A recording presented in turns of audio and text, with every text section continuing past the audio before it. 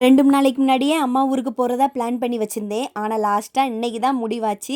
சரி காலையிலே எழும்பி நம்ம வந்து பசங்களுக்கு எல்லாம் சமைச்சு வச்சுட்டு சீக்கிரம் கிளம்பிருன்னு நெனச்சேன். ஆனா எப்போது போலவே இன்னைக்கு வந்து சொதப்பிடுச்சு. ஏன்னா எப்பவுமே நான் வந்து ஒரு 7 மணிக்கெல்லாம் பஸ் ஏறணும்னு நெனைப்பேன். ஆனா அது நடக்கவே நடக்காது. இந்த கீ ரைஸ் அப்படியே வந்து கொஞ்சம் கத்தரிக்காய் தொக்கு, முட்டை இதெல்லாம் ரெடி பண்ணி வச்சுட்டு எங்க அம்மாட்ட வேணுமான்னு கேட்டேன். "உன் சாப்பாடு வேண்டாமா? இங்க வந்து மாதா கோயில் அசன சாப்பாடு இருக்கு. அண்ணே வாங்கி வச்சுருன்னு" சொன்னா. சரின்னு சொல்லிட்டு அப்படியே ஒரு பேக்கையும் தூக்கி போட்டுட்டு அங்க கிளம்பியாச்சு.